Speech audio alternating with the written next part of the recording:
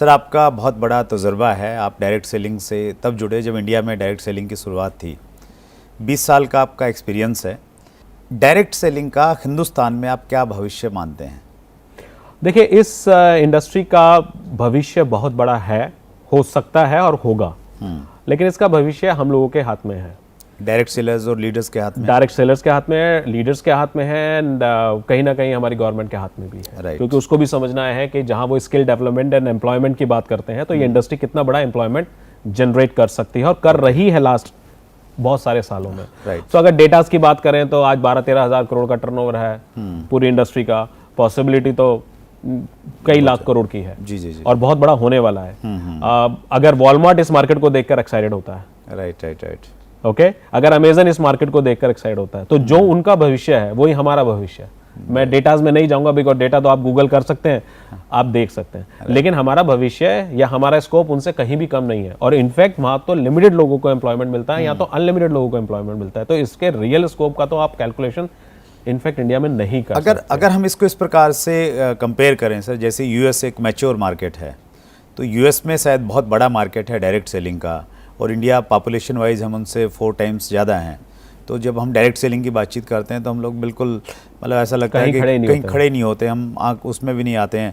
मतलब 1% से भी नीचे हैं हम लोग रिटेल मार्केट का। मैं KPMG फिक्की की रिपोर्ट पढ़ रहा था, तो उसमें उन्होंने बताया कि हमारे देश में जो रिटेल मार्केट है, रिटेल मार्केट का डायरेक्ट सेलिंग से सिर्फ 0.4% आ रहा है। बिल्कुल आ रहा होगा, बिल्कुल आ रहा है।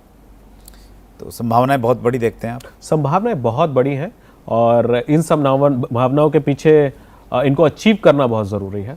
बिकॉज सिर्फ होप से कुछ नहीं होगा, कुछ अपने आप नहीं होगा। पॉसिबिलिटी, अगर कोई भी प्रोडक्ट है, अगर सोप अमेजन से बिकता है, सोप फ्लिपकार्ट से बिकता है, तो सोप डायरेक्ट सेलिंग इंडस्ट्री से भी बिकेगा और बहुत ज़्यादा अच्छा बिकेगा। बिकॉज उसके पीछे क्वालिटी बहुत ज़्यादा अच्छी होगी और उसको समझाने वाला अच्छा होगा और सर्विस बहुत अच्छी होगी, जिसका कोई कंपैरिजन नहीं है। जिसका कोई कंपैरिजन नहीं है।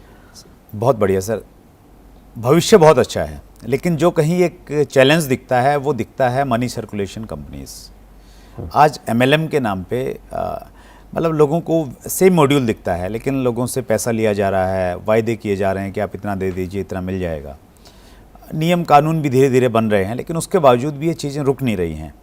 तो अगर एक डायरेक्ट सेलर अभी नया बना है या वो बनना चाहता है, उसके सामने कोई प्रपोजल आता है, तो वो कैसे अंतर पैदा करे कि ये सही कंपनी है या ये एक Ponzi scheme money circulation company है? इनफैक्ट आपके सवाल का मैं थोड़ा सा ब्रॉड वे में आंसर देना चाहूँगा। बिकॉज एक तो ये है कि इंडिया में जो हम लोग ग्रोथ चाहते हैं इस डायरेक्ट सेलिंग इंडस्ट्री के, उसके पीछे जो रीजंस इसकी कम ग्रोथ के हैं, one of the reason is कि आप कहना चाह रहे हैं कि पॉन्जी स्कीम्स आती हैं, XYZ आती हैं। तो उसके लिए तो मैं ऐसा बोलूंगा कि सपोज रियल एस्टेट मार्केट को आप लीजिए, आज से बहुत साल पहले अगर आप इंश्योरेंस मार्केट को लीजिए, जब तक IRDA नहीं था तब तक बहुत कुछ लेफ्ट राइट चलता ही था। जब गवर्नमेंट स्टेट हुआ, उसके ऊपर एक ऑथराइजेशन, एक ऑथराइज बॉडी आ गया, तो बहुत कुछ इंप्रूव हो गया। अब रेरा आ गया रियल एस्टेट में, बहुत सी चीजें इंप्रूव हो रही है। बहुत सारे अच्छे बिल्डर्स हिंदुस्तान में हैं और बहुत सारे I need not to say anything. In the same fashion हमारी इंडस्ट्री को भी एक बॉडी की जरूरत है जो कंट्रोल करे, गवर्न करे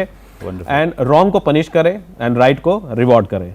अगर ऐसा होगा तो चीजें सुधरती चली जाएंगी। बट ये सब गवर्नमेंट लेवल की चीजें हैं, मोदी जी के हाथ में है, पासवान जी के हाथ में है आज के डेट में, और मैं उनको कॉन्ग्रेचुलेट जरूर करना चाहूंगा। बिकॉज लास्ट 5 ईयर्स में उन्होंने इस इंडस्ट्री की तरफ देखा है, समझा है इसको और बहुत टाइम दिया है। एंड आई होप कि इस मोदी जी के टेन्योर में ये एक मुकाम पर पहुंचेगा।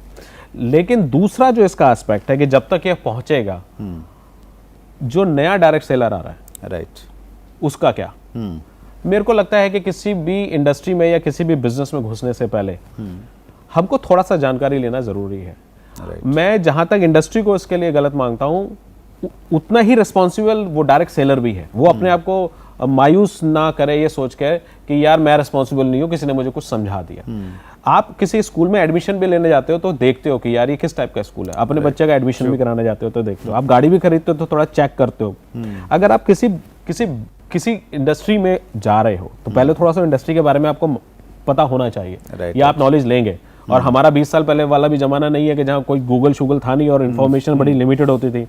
इनफैक्ट इन्फॉर्मेशन आने से रोक दी जाती थी। अब तो आप किसी भी चीज़ को गूगलिंग कर सकते हो, आप देख सकते हो what is the industry, what is the background. So थोड़ा सा स्टडी करना उसके बारे में बहुत ज़रूरी है, बहुत बहुत बहुत ज़रूरी है। बिकॉज एनीवे आप अपना important time, money and energy ये आप ही इन्वेस्ट करने वाले हैं। आप मतलब जो नया डायरेक्ट सेलर है, राइट, ठीक है। और इन तीन चीज़ों से बड़ी चीज़, मनी, टाइम एंड एनर्जी, इन तीन चीज से सबसे बड़ी चीज़ होती है उसका अपना brand value, individual brand value. Right, आप अपना इंडिविजुअल ब्रांड वैल्यू अगर खो देंगे then nobody is going to touch.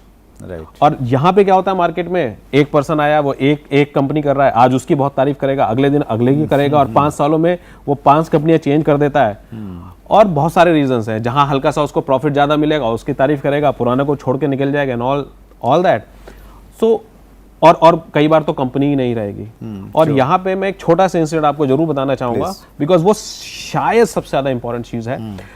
बिना नाम लिए, मैं जिस ऑर्गेनाइजेशन में काम करता हूँ, one of the very respected organization for me, one of the respected organization for the industry also. It's number 1. Now the point is very simple. जब मैं कुछ रिकॉर्ड एज में 22 की एज में उसका एडवाइजरी काउंसिल मेंबर बना था, youngest in the world in fact. And वहाँ पे कंपनी के ओनर आए थे जिनको 60 साल का एक्सपीरियंस है, इनफैक्ट ओनर के बेटे थे वो सबसे बड़े। तो उन्होंने बोला यार मेरे को सबसे ज़्यादा मेरी नींदें खराब की हैं, क्योंकि उस टाइम बड़ा छोटा था सेटअप था, और मेरा ही बेडरूम उनका स्टॉक रूम हुआ करता था। अच्छा, ओके। तो वहां से उनके प्रिंसिपल्स बिल्ड हुए हैं। तो उन्होंने हमसे पूछा कि अच्छा एक बात बताओ कि आप लोग जो बिजनेस बिल्ड कर रहे हो, व्हाट इज योर विजन। अब बड़ी विजन के ऊपर बड़ी बड़ी लोगों ने बुक पढ़ रखी है, तो हम लोगों को जितना अकल था हमने बोला, राइट। लेकिन उनका जो आंसर था, उन्होंने बोला जो हमने अपने पेरेंट्स से सीखा है वो अब आपको बताते हैं। और इस आंसर में मेरे पूरे आंसर छुपे हुए हैं। प्लीज। उन्होंने बोला कि आज इंपॉर्टेंट ये नहीं है कि आज आप क्या कर रहे हो, इंपॉर्टेंट ये भी नहीं है कि आज के 5 साल बाद आप क्या करोगे, लेकिन आज के 30 साल बाद जब आप अपनी नेक्स्ट जनरेशन को ये बिजनेस दे रहे होंगे, ओके, तो आपके चेस्ट का साइज क्या होगा। अच्छा, वंडरफुल।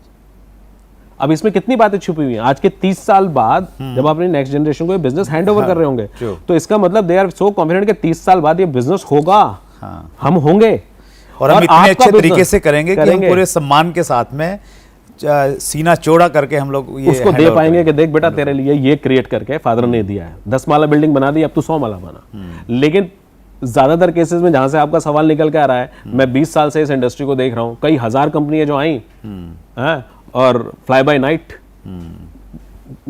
कोई 2 साल में चली जाती है, कोई 3 साल में चली जाती है, ऑल दैट। तो मैं जब कंपनी ही नहीं रहेगी तो क्या तो चेस्ट और क्या तो साइज। तो जो भी करना है आपको वो ये सोच के कीजिए कि लॉन्ग टर्म में क्या। नहीं, बहुत बढ़िया सर। इसी से संबंधित एक क्वेश्चन निकल के आता है, क्योंकि आपका बहुत बड़ा तजर्बा है, और आज के टाइम में प्रॉब्लम ये है सर, बहुत सारे लोग आते हैं, वो ये कहते हैं कि यार मुझे तो है ना जल्दी पैसा चाहिए। हाँ। और वो मतलब ऐसी किसी कंपनी के चक्कर में रहते हैं, चक्कर कहना शायद वर्ड अच्छा नहीं है, वो ऐसी कंपनी को तलाशते हैं जिसमें उनको जल्दी जल्दी पैसा मिल जाए। तो ऐसे लोगों के लिए आपका क्या संदेश है? देखिए, मैं चाहता हूं, मैं क्योंकि एक बहुत रिस्पॉन्सिबल पर्सन हूं डायरेक्ट सेलिंग इंडस्ट्री को लेकर, तो ऐसे लोगों का ब्लेम मैं अपने ऊपर नहीं लेना चाहूँगा। क्योंकि दुनिया में जो बहुत सारा क्राइम भी होता है, तो वो भी शायद शॉर्ट मनी के लिए होता है और बहुत जल्दी मनी के लिए होता है। तो आप इस इंडस्ट्री में आके एक genuine money one of the fastest way में बना सकते हो, अपने बिजनेस को एक प्रॉफिटेबल वे में लेके जा सकते हो। लेकिन अगर आपका उद्देश्य सिर्फ फास्ट मनी ही बनाना है, तो मेरा सजेशन होगा ये इंडस्ट्री तो कुछ भी नहीं है, और बहुत सी जगहें अगर आप देखें तो कुछ ज़्यादा ही फास्ट आप बना सकते हैं। हो सकता है कि कल किसी और जगह आप हो, लेकिन फास्ट मनी के पीछे अगर आप गलत इंडस्ट्री में चले जाएंगे या गलत कंपनीज में जाएंगे, then we are equally responsible.